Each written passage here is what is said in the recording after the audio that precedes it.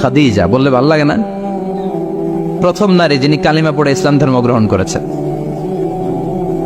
আমাদের আম্মা জান, বিশ্বনবীর প্রথম বউ। 25 বছর বিশ্বনবীর সাথে সংসার করেছেন, 3 বছর বিশ্বনবীর সাথে জেল খেটেছেন, শিয়াবে আবি তালেবে। কেমন বউ? জামাইও জেলখানায়, বউ জেলখানায়। বিশ্বনবীর সবগুলো বাচ্চা সন্তান, ছেলে মেয়ে এই মহিলার গর্ভ থেকে এসেছে, একজন ছাড়া ইব্রাহিম। ইব্রাহিম বিশ্বনবীর আরেক বউ মারিয়ার গর্ভে এসেছে, বাকি সব খাদিজার গর্ভে। যে আমরা ফাতেমা, বিশ্বনবীর কন্যার নাম কি? ফাতেমার মায়ের নাম কি? খাদিজা। সুবহানাল্লাহ। ফাতেমা, রোকাইয়া, উম্মে কুলসুম, জায়নাব, এই 4 জনের মাই খাদিজা।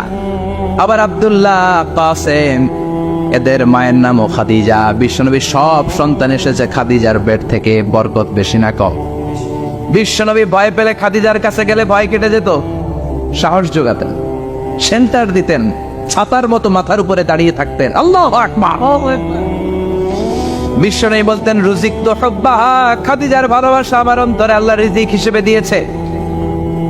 আবার বিশ্বনবী বলতেন, আল্লাহ যেই কিয়ামতের দিন বন্ধু বন্ধুরে চিনবে না, ভাই ভাইরে চিনবে না, কেউ কাউরে চিনবে না, ওই কঠিন দিনে আমি আমার খাদিজারে যেন ভুলে না যাই, আমার খাদিজারে যেন দেখা মাত্রই চিনতে পারি এটা আমার খাদিজা।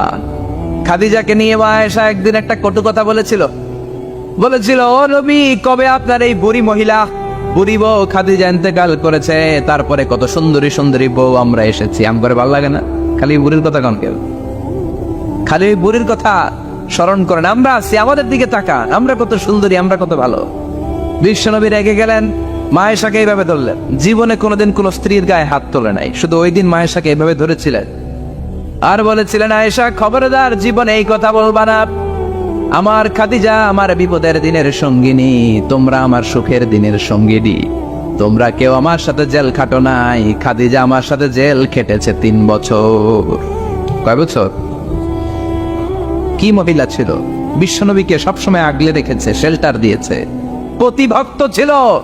খাবার নিয়ে বিশ্বনবীর জন্য এদিক সেদিক যেতেন, বিশ্বনবী না আসলে খেতেন না। বিশ্বনবীকে কলিজার চাইতো বেশি ভালোবাসতো, পতি যা বলবে তাই শুনতো। ও মায়েরা, খাদিজাতুল কুবরার জীবনী থেকে আপনাদের জন্য শিক্ষা হলো প্রতিভক্তি। কি ভক্তি? এখন প্রতিভক্তি নাই, আমরা করি নারী ভক্তি। এখন নারী নির্যাতন কমে গেছে বাংলাদেশে, বেড়ে গেছে পুরুষ নির্যাতন। কথা কন। এখন আমরা ভক্তি করা লাগে, আমরা ভক্তি না করলে ঘরে খাওয়ান নাই, এরকম ঝামেলা আছে না নাই? কথা বলেন। মায়েরা, বোনেরা, আপনার স্বামী যদি আপনার উপরে নাখোশ থাকে, আপনার ইবাদত আপনাকে বাঁচাতে